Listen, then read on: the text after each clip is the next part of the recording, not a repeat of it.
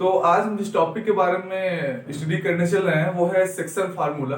Class 10 coordinate geometry का mathematics का ये टॉपिक है। यहाँ पर आपको एग्जाम में 4 से 5 नंबर के इससे रिलेटेड क्वेश्चन बनते हैं।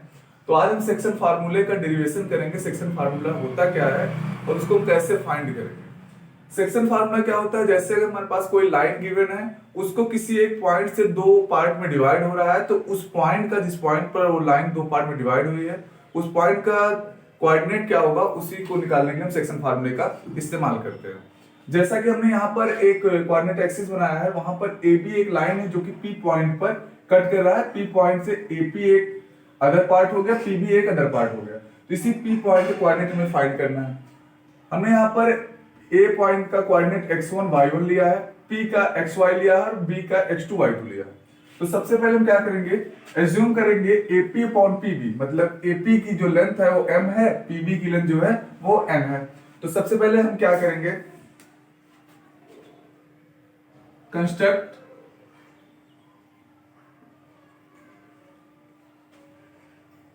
AM is perpendicular to the OT. AM is perpendicular to the OT. AM is perpendicular to OT. PN perpendicular to the OT and BT also perpendicular to the OT. ये तीन चीजें हमने perpendicular खींचा। इसके अलावा क्या दिख रहा है आपको, AR is perpendicular to the PN and PS is perpendicular to the BT। ये चीजें क्लियर हो गई।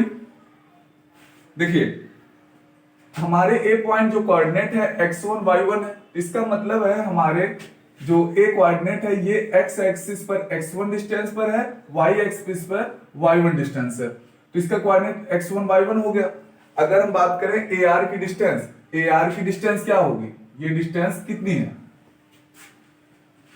AR इक्वल टू क्या निकलेगा, देखिए AR इसका लेंथ आपको फाइंड करना है। तो अगर AR का लेंथ फाइंड करने के लिए हम ON माइनस OM कर दें तो हमारा क्या आ जाएगा, AR आ जाएगा। ON माइनस OM कर देंगे तो ये MN वाली लेंथ आएगी जो कि AR के बराबर होगी। तो ON कितना है, X है, OM कितना है, X1 है। तो कितना आ जाएगा हमारा, X माइनस x1 आ गया, क्या AR की लेंथ आ गई। अब निकालेंगे हम PR कहां है, PR ये लेंथ, इसकी लेंथ क्या होगी, PR की लेंथ क्या होगी। अगर हम PN में RN की लेंथ को माइनस कर दे तो हमारा PR आ जाएगा। PN कितना है, Y है, RN कितना है, Y1 है। तो PN माइनस RN ये आएगा हमारा Y minus Y1, y minus y1 आ गया। अब हम किसकी लेंथ फाइंड करेंगे, BS, किसकी लेंथ, BS की। तो BS की लेंथ फाइंड करने के लिए हमें क्या करना पड़ेगा, BT minus ST, BT minus ST। BT की लेंथ क्या है, BT की लेंथ है y2 और ST की लेंथ क्या है, y है। ये आ गया हमारा, AR आ गया, PR आ गया, BS आ गया।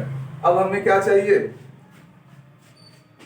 PS निकालना पड़ेगा। हमें क्या निकालना पड़ेगा, PS, इसकी लेंथ निकालनी पड़ेगी। PS की लेंथ क्या होगी, PS की लेंथ होगी OT minus ON, OT minus ON। OT कितना है, X2 है, ON कितना है, X है। तो हमारा यहां पर AR, PR, BS और PS की वैल्यू आ गई है।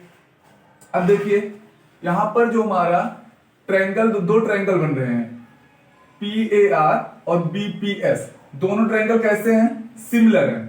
क्यों, क्योंकि ये एंगल इक्वल है।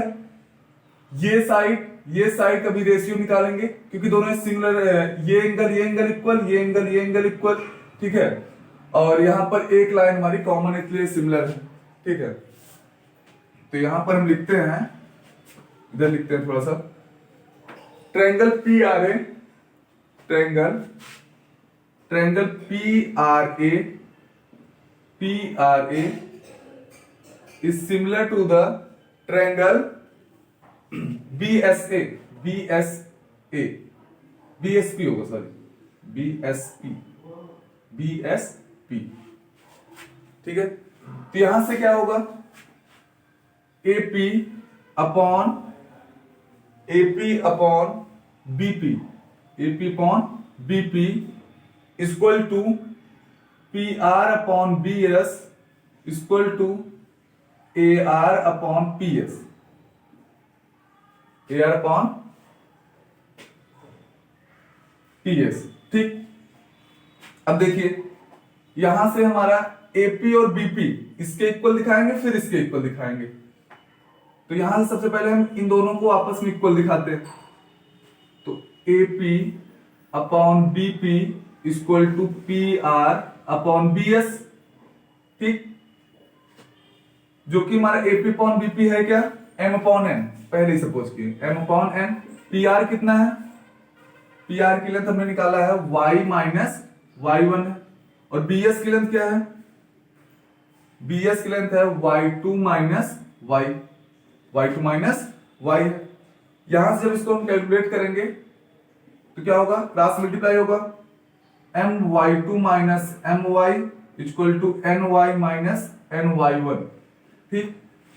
यहां से देखिए हम इस टर्म को इधर ले जाएंगे, इन सबको इधर ले आएंगे, my2, या यहां से ऐसा करते हैं हम कॉमन लेते हैं ना, इसको इधर लेके इसको इधर ले आते हैं, my2 माइनस n प्लस हो जाएगा ny1, ny प्लस my, ठीक। my2 plus ny1 equal to n common, sorry y common, n plus m आ गया। यहां से y का जो कोऑर्डिनेट आया है my2 plus ny1 upon n plus m आ गया। यहां से y का कोऑर्डिनेट आगे कैसे फाइंड करेंगे। अब हम बात करते हैं x का कैसे आएगा कोऑर्डिनेट। अब हम इन दोनों को आपस में इक्वल दिखाएंगे, किसको किसको, PR sorry AP upon BP is equal to the AR upon PS, AR upon PS। AP upon BP क्या है, M अपॉन N है।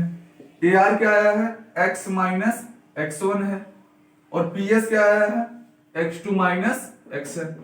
अब इन दोनों का क्रॉस मल्टीप्लाई होगा जैसे कि हमने y के टर्म के लिए किया था। तो यहां से हो जाएगा mx2 minus mx equal to nx minus nx1। Same process करेंगे, इसको इधर ले जाएंगे, इसको उधर ले जाएंगे, तो साइन चेंज हो जाएगा, mx2 plus nx1 equal to mx plus nx। तो mx2 plus nx1 equal to x common ले लेंगे, m प्लस n आ गया। यहां से x इक्वल टू क्या आ गया, mx2 plus nx1 upon m plus m। तो हमारा यहां से x y का दोनों को कोऑर्डिनेट फाइंड करने के लिए फार्मूला आ गया। अब देखिए हमारे p पॉइंट का कोऑर्डिनेट क्या था, p पॉइंट कोऑर्डिनेट था x, y, और x का कोऑर्डिनेट कैसे फाइंड करेंगे, ये फार्मूला आ गया हमारा, क्या है, mx2 plus nx1 upon m plus n, और y का कैसे फाइंड करेंगे, my2 plus ny1 upon m plus n। इस फार्मूले की हेल्प से हम जिस पॉइंट पर हमारी लाइन को दो पार्ट में डिवाइड किया जा रहा है उसका हम कोऑर्डिनेट निकाल लेंगे। यहां पर एक चीज और आपको अभी बता देते हैं, मिड पॉइंट फार्मूला क्या होता है। Mid point formula, mid point formula देखिए, मिड पॉइंट फार्मूला होता क्या है, कहने का मतलब जो हमारा लाइन दिया गया था अगर उसको किसी पॉइंट P पर इक्वल पार्ट में डिवाइड किया जा रहा है, मतलब 1:1 के पार्ट में डिवाइड किया जा रहा है, तब हमारा फार्मूला क्या होगा, उस P पॉइंट का कोऑर्डिनेट क्या होगा। तो यहां से आपको कुछ नहीं करना है, यहां पर लिखना है AP upon BP equal to M upon M, ratio same हो गया, 1:1 हो गया, ठीक। तो आपको इसी फार्मूले में जहां पर m और n है वहां पर 1 रख देना है बस। तो x, y equal to 1 into x two plus 1 into x one upon 1 plus 1, फिर m 1 into y two plus 1 into y one upon 1 plus 1। तो यहां से हमारा पी एक्स कॉमा वाई की वैल्यू आएगी x two plus x one upon two, y two plus y one upon two. ठीक है, board थोड़ा छोटा होने के कारण थोड़ा सा यहां पर आप समझिएगा। तो यहां पर हमने आपको क्रॉस सेक्शन सेक्शन फार्मूला और मिड पॉइंट फार्मूला के बारे में आपको हमने बताया। तो सेक्शन फार्मूला के बारे में एक बार फिर से देख लीजिए। हमने क्या किया, एक लाइन लिया जो कि कोऑर्डिनेट एक्सिस में था हमारा, उसको हम किसी पी पॉइंट पर दो पार्ट में डिवाइड करें जिनका रेशियो हमने m रेशियो n के रेशियो में लिया। फिर उसके बाद हमने कंस्ट्रक्ट किया am is perpendicular OT, pn is perpendicular OT, bt is perpendicular OT। फिर उसके बाद AR is perpendicular PN, PS is perpendicular BT। फिर यहां से हमने AR, PR, BS, PS की लेंथ निकाल ली, उसकी लेंथ क्या है।